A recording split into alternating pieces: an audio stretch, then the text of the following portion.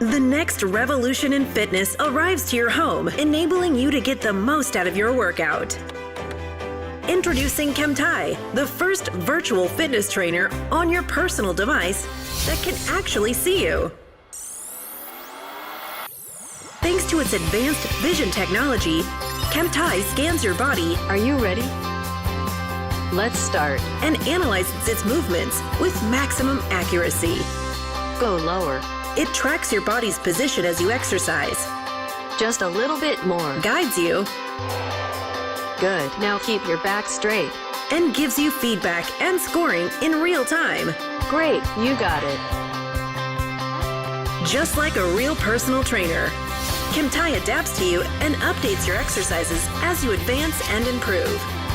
Great job. That's even better than last time. When you're done, you can share your score with friends. Kemtai. Effective, engaging, fun, and all in your own space. Get fit. Get Kemtai.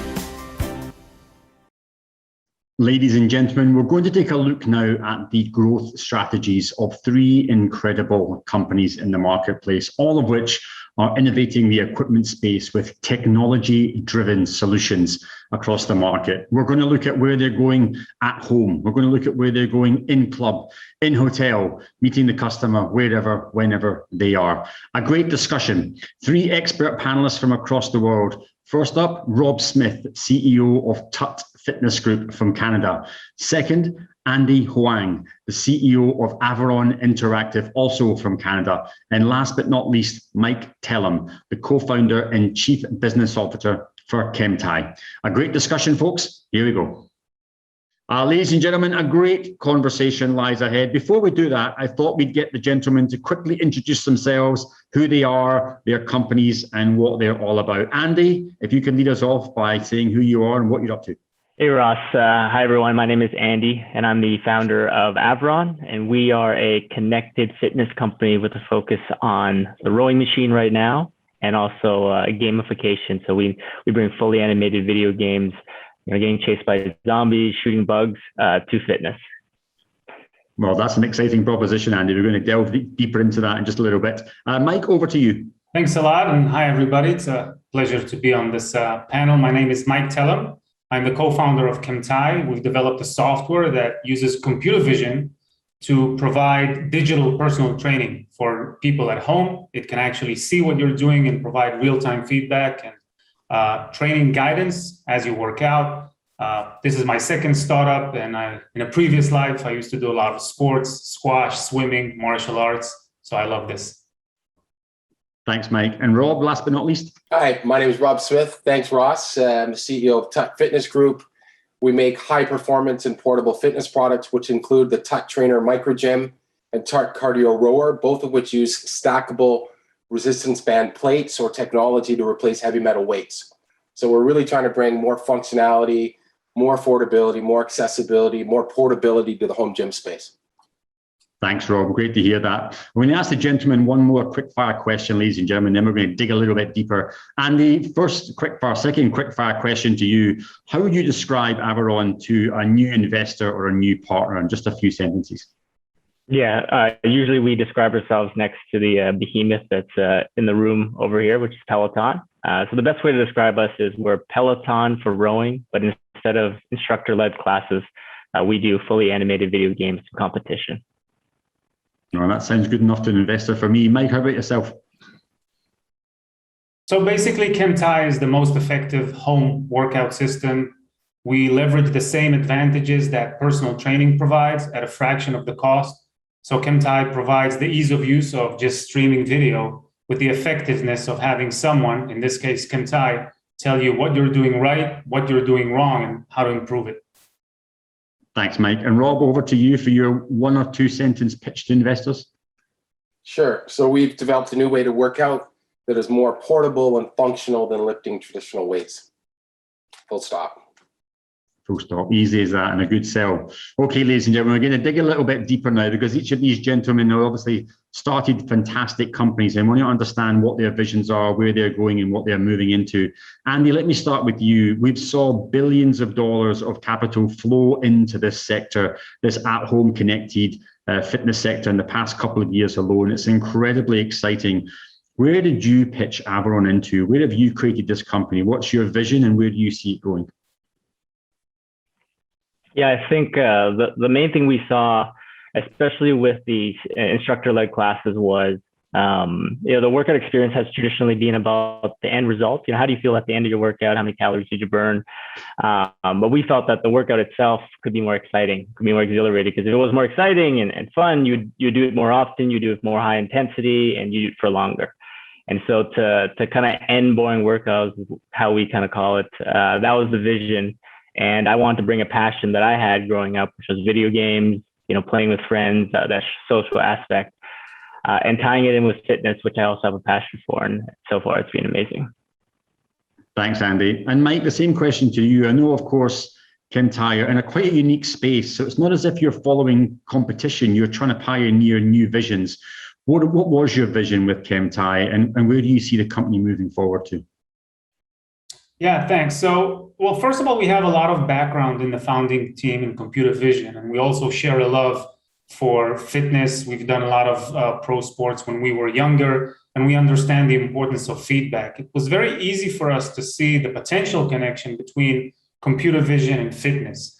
We see a lot of great products out there today, but very few of them can actually see you. When you think about it, it's quite a basic attribute for whatever is working you out to be able to see you. So we set out to provide a software that can see your moves, can analyze them, and can provide feedback, and is not that expensive. We did not want to provide an expensive device. So it's a software that runs on any device. It could be your laptop, could be your mobile, so that everybody can enjoy a great workout with feedback, with guidance, with scoring. Thanks, Mike. And Rob, last but not least, of course, you're sitting in the Americas, which has been a recipient of so much capital in the past couple of years into the fitness space. I know, of course, you've also successfully raised money, which is fantastic. What was the vision for TUT, and how do you differentiate yourself? Well, the vision for TUT was to create a mass market, high-performance home gym. And we felt that there was a tremendous opportunity that $10 billion home gym market globally wasn't really serving consumers in a way that we know for a fact that a lot of people can't afford a $3,000 to $5,000 piece of equipment. So what we wanted to do is really drive value, drive performance, drive accessibility, drive affordability into a portable solution. So we have a 12-pound gym that generates a ton of resistance and constant tension. You can lift up to 200 pounds of resistance with this. So we create a lot of power with a small footprint. This takes less than 2 square feet. So the vision is to bring that, extend that on to consumers so that they don't have to spend, that type of spend on expensive equipment that they may or may not use. So really want to functionally address the needs of both prehab, strength training, all-in-one cardio, and a convenient solution. Thanks, Rob. Andy, back to you now. Let's have a look at functionality, because of course you've already got a great product. You've already got a great offering into the marketplace, but no doubt you're already as well considering how to innovate, how to create that second, tertiary product out there. What features do you have currently now that you think are incredible, and how are you going to add to these to make sure that Aviron 2.0, for example, has even more impact in the market than now? Yeah, I think we're just getting started. We only launched our product of July of last year, so I think there's just so much room in our current product that we're innovating on. A lot of people have asked, we came out with our own rower, but there's a lot of really great rowers in the market already. Why didn't we just build an attachment? And I think the rowing industry, for one, hasn't really evolved in 20, 30 years. It's been the same machine. And so we wanted to bring a little bit of innovation to the rowing world. One of the features that makes us very excited is our electronic resistance and allowing the software to adjust the resistance based on the actual user. So how well they're performing, we can actually measure if they're doing the form incorrectly because their stroke rate is too low or their stroke is actually too short, and adjust the resistance for the user. And that's kind of some of the innovation that we're bringing to the traditional rower. Thanks, Andy. Mike, over to you. Israel, of course, is one of the hotbeds for technology innovation, and no doubt it's the same, not just in fit tech, but well tech. Where are you seeing further innovation in your feature set over the next 12 to 24 months? Yeah, so obviously we started with the basic and very important capability of seeing and analyzing motion and providing feedback immediately so that you understand how to improve and really create a very effective workout. We've since also launched what we call the Workout Wizard, where you can actually build your own workout. Instead of only picking from a list of pre-existing workouts, you can come to Kemtai and say, well, I have 15 minutes. I want to do an upper body, no cardio workout, and I want it to be very difficult. And Chemtai will basically create with the wizard a workout that's exactly what you want it to do right now. So truly taking it to the on-demand level regarding what fits you. We're going to add group workouts. We're going to add a native app. Chemtai already runs on a mobile device, but via web. So we're going to add more features around there. And we've also created and are continuing to work on our API platforms as we continue working with various partners, both on fitness and physiotherapy. Thanks, Mike. We'll come back to this on markets and demographics, ladies and gentlemen, in just a few minutes. But Rob, last on this question here, of course, you've got multiple product lines. Where do you see innovation taking place? Is it inside each product line? Is it new product lines? I would say it's both. I mean, at the end of the day, I'm deeply passionate about my fitness. So I'm 53 years old. I have 3 kids. I play hockey. I'm a master sprinter. I do competitive track. I work out 3 times a week. So strength training, functional health, prehab, rehab, all those things were important to me. So for me, what I liked was the fact that we've got a product in terms of the TUT trainer, which is our micro gym, that allows you to do constant tension to your muscles, time under tension without the wear and tear on your joints. And I think as we get older and we lose muscle mass and all of those kinds of things, that functional strength training is very important, right? So I think in terms of where we're going, we're all about human performance. We're all about creating that integrated hardware and software solution. So in conjunction with the digital training app that we partnered on with Trainerize, which we offer through on-demand workouts to our community, we're developing, new strength features. We're developing new capabilities around the TUT machine and products that will add more strength conditioning, recovery features, and really performance metrics. At the end of the day, we want to use that data to create actionable insights and analytics for our customers. So we believe that software angle to the TUT machine and everything that we do will increase visibility around sales. Yeah, 100%. Rob, let me stick on you this question, and Mike just kind of brought in the angle here just now, markets and demographics. Maybe reflecting back, Rob, on the past, well, let's just say 12 to 18 months through the pandemic, what markets were successful for you, B2C, B2B, retail, consumer, whatever, and how do you see those markets evolve over the next 12 to 18 months? Where are you targeting for growth? So we're seeing, we're actually employing a whole omni-channel sales strategy. So we've seen a lot of pull in direct-to-consumer. So ultimately, we're building a direct-to-consumer brand. We're dealing with your traditional retailers like Best Buy. We recently launched a partnership with Best Buy. I think a big area of growth for us is in and around affiliate partners. So we've recently announced a partnership with Centered Wellness. We've got a lot of media companies that we're talking to. Recently, Forbes, about 2 weeks ago, wrote an article on our company. So we're getting a lot of great product feedback from the major media companies. So media affiliate partnership sales will be great for us. So starting to onboard a lot of media partners for that type of stuff. Obviously, gyms, trainers, ambassadors, we're working on affiliate campaigns with those people. And obviously, we have our TUT Fitness training app. So I think there's a lot of area of growth. We've got great margin on our hardware and our software, and we're looking forward to the future. Thanks, Rob. And Mike, you brought in the questions. So let's bring you in this just now. Where do you see Chemtai's market growth in the future? You've obviously got so many opportunities to go down different rabbit holes. What has been most successful for you in the past 12 to 18 months? And where do you see the most growth in the next 12 to 18 months? So the fact that the Kemtai home exercise platform only requires software and can run on any device obviously opens us up for many use cases. The first one being fitness, but another very strong one is physiotherapy, remote physiotherapy, where it's quite similar when you think about it. You have movements that are supposed to make you feel better, but you do need some guidance on whether you're doing these moves the right way, in this case, to solve an injury or heal after or recover after surgery.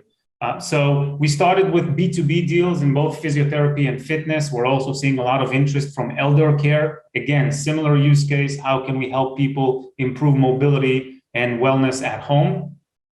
And we're also finished developing the direct-to-consumer product. So Kemtai will also be available and is actually already available pre-launch to consumers at home that can simply log into the system, subscribe to one of the channels, and work out at home as if they have a personal trainer with them. Thanks, Mike. Good to see so many verticals open up to you across different market segments. Andy, similar question to yourself at Aberron. Of course, a new company compared to other equipment manufacturers, but you are pushing new boundaries. What's worked for you in the past 12 months? What's going to work even more for you in the next 12 to 24 months? Yeah, I think we all know that COVID's really accelerated things, brought fitness to the forefront, especially for consumers and families.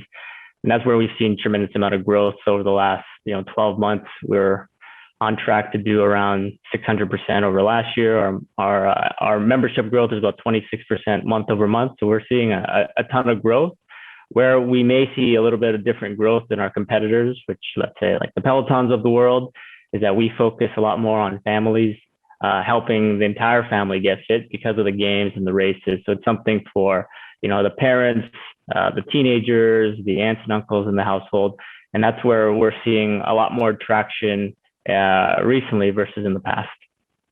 Thanks, Andy. Andy, you may not know this, ladies and gents, but I've been in an Aberron rower playing his zombie game. It's a really good workout, Andy. Really fun.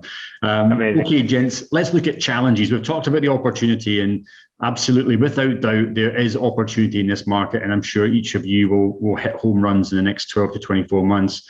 What is stopping your potential growth? Rob, let me come to you first here. As an equipment manufacturer, technology company, experience provider, what challenges lie on the horizon for you, and how are you going to overcome these?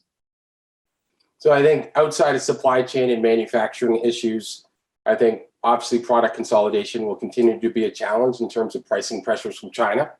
But we really are doing everything that we can to create better optionality in our business. So we're diversifying some of that manufacturing as we speak. I would say regarding the future of connected fitness in general, I think that we're really looking to leverage new technologies going forward. So AI, blockchain, VR, AR to make the customer experience more immersive and engaging. So we're obviously spending time, resources, money, and focus in those areas. Obviously, people talk about the metaverse now, but I think really understanding how we engage our customers in the future is paramount, because I think the customer is going to switch to becoming a creator in the future. And I think it's going to be really important that we make sure that our products are immersive and really engaging. Thanks, Rob. Mike, same question to you. So being software only, the nice thing is we have no logistics. Basically, you just browse to our website and you can start using Chemtai. I think that the challenges on our side are, this is quite a new experience. It's a very different user experience than what most people have done digitally. It is the closest to having a personal trainer with you, and people get used to doing that in front of their TV or in front of their mobile device or a laptop, continuously improving that user experience, making it as human as possible. Obviously, some of the aspects of personal training are not something that we aim to provide. We've also added the ability to get feedback based on the specific trainer that you chose. So I think that it's more about educating the market on the importance of feedbacks, the importance of guidance, the fact that a few other hardware players are beginning to try to offer things like computer vision to follow motion and provide feedback are actually quite good for us, as it will help more people realize the benefits. Thanks, Mike. And Andy? I think the industry is growing really quickly. It's amazing to see, but at the same time, it means we have intense competition from essentially every direction.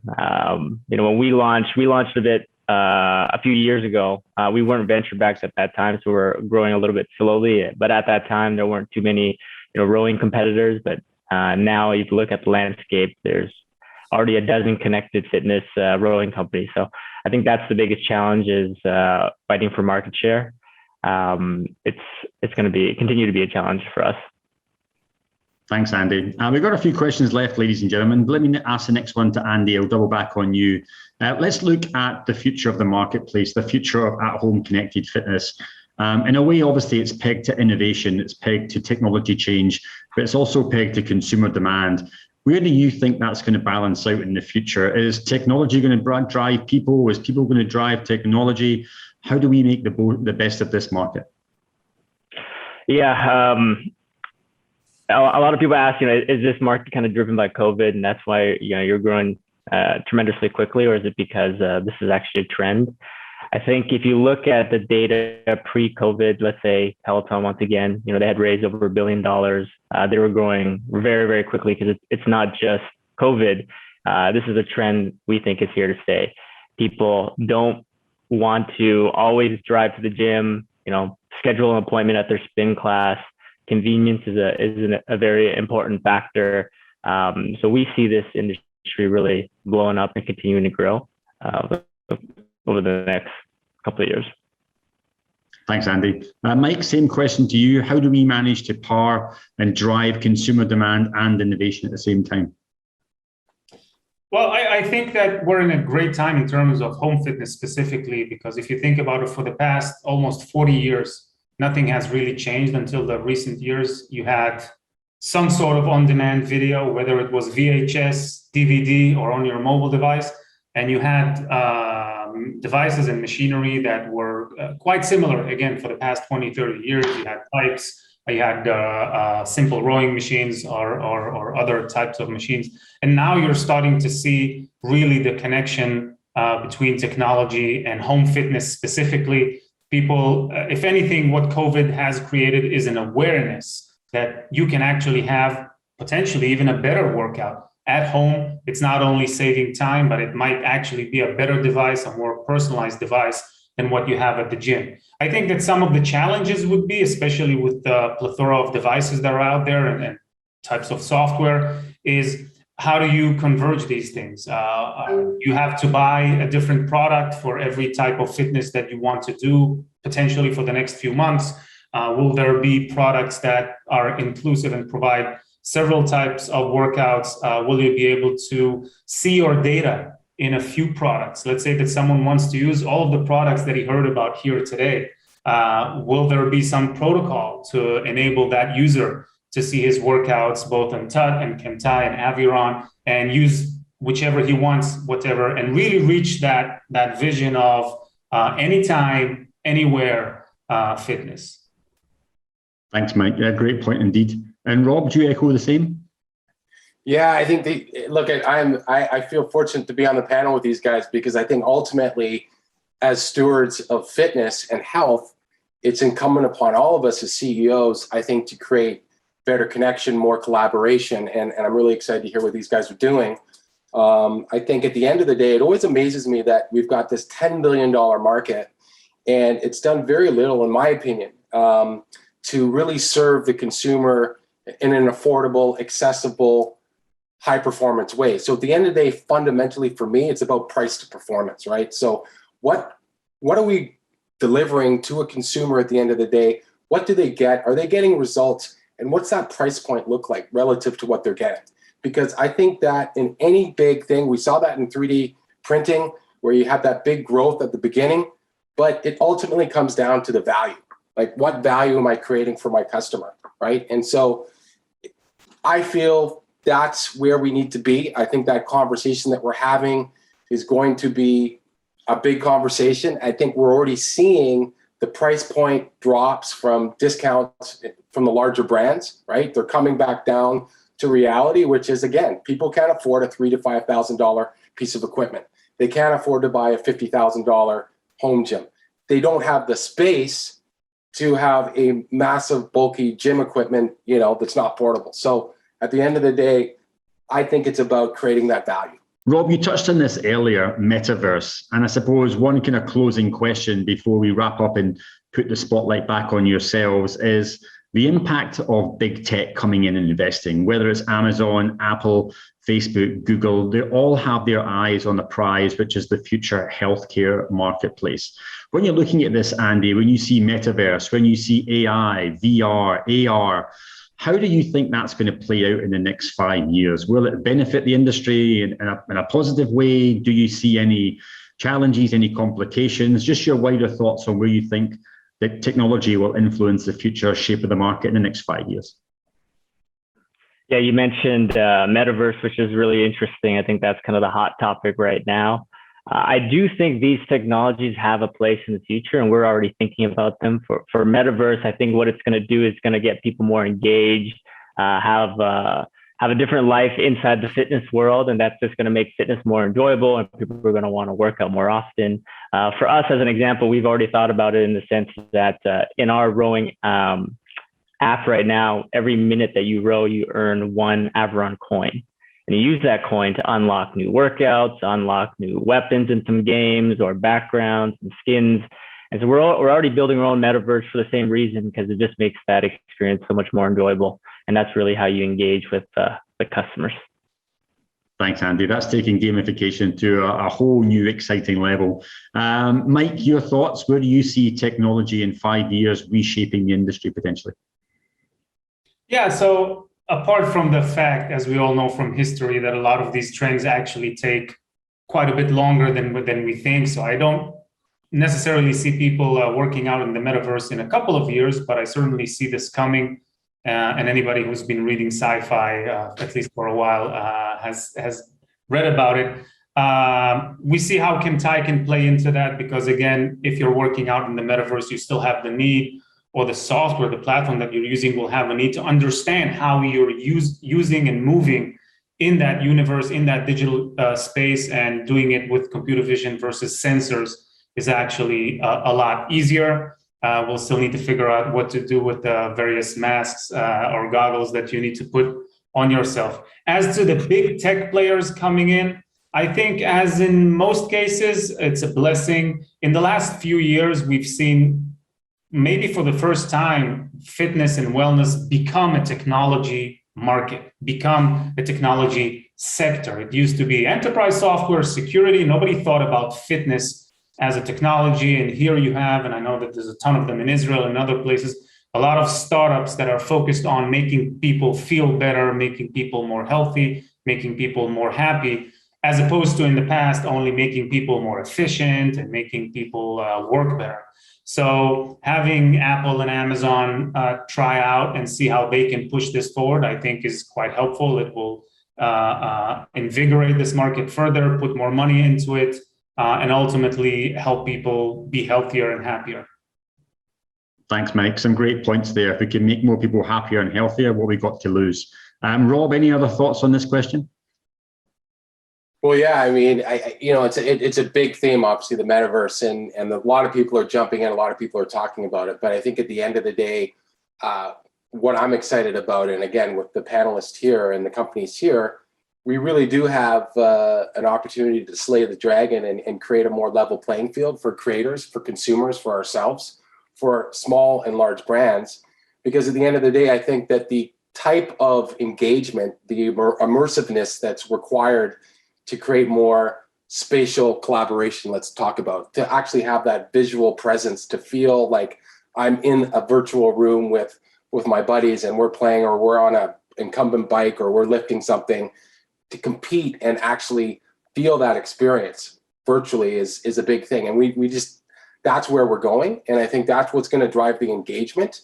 And that's what's going to create that new connection. So whether you're selling NFTs or whatever you're trying to monetize between the physical and virtual world, it's wide open, right? And I think there's still, even though a lot of people are talking about it, there still aren't the right types of tools yet ready to really make that happen in a cost efficient and a workflow savvy way for designers. Because at the end of the day, we're talking about huge power computation that has to happen.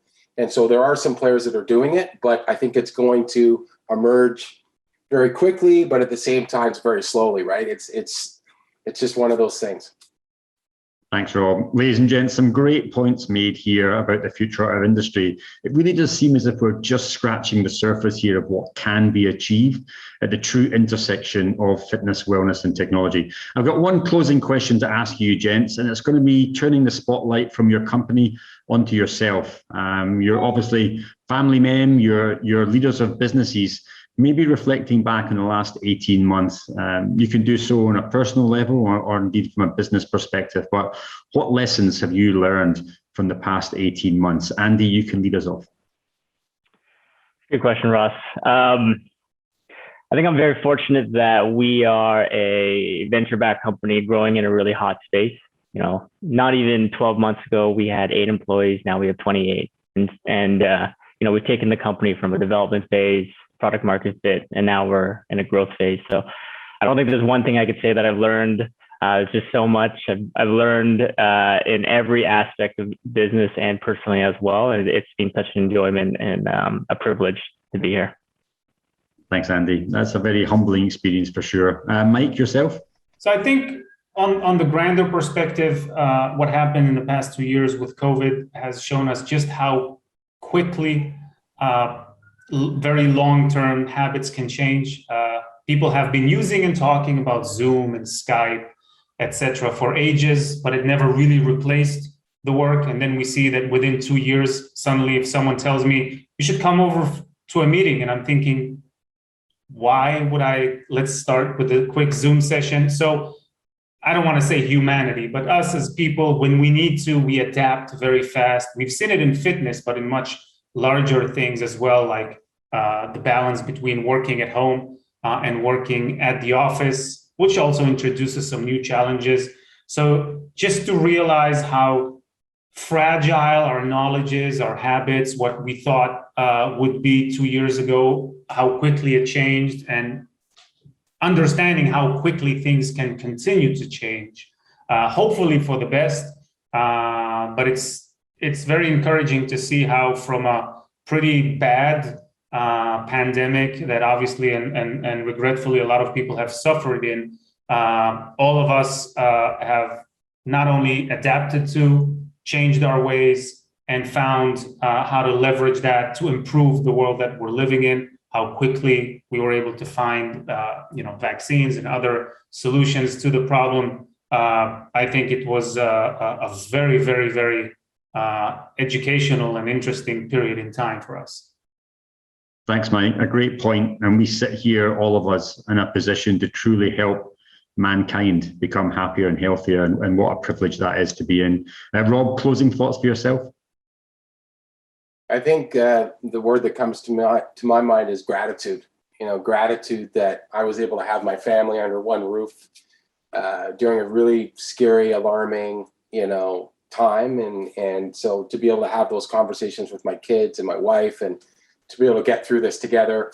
And then if I look at my business life, I stepped into a brand new business, TUT, and I think the team, I'm very excited to have been working with this team. I think we've accomplished a lot in a short period of time. So, yeah, I try to find those parts in life that where I can practice that gratitude and I can hopefully share that enthusiasm, and inspire my team and other people, just like we've done today in this. So thanks, Ross, for all that you're doing, because I think at the end of the day, we are stewards of wellness and we represent our companies and our families and the stuff that we do. So I think I feel very positive about, the fact that there are some bright spots that we can focus on. And I think if we continue to make great decisions and we continue to collaborate together and make decisions that are for the benefit of society rather than being divisive, I think we just need more of that. So that's what I'm hopeful for from the leaders here that we have and from my kids and from the generation that they're going through. Even though it's a tough time, I think that there's lots of ways to rally around and support each other. Thanks, Rob. Gratitude is a great word to end on, ladies and gentlemen.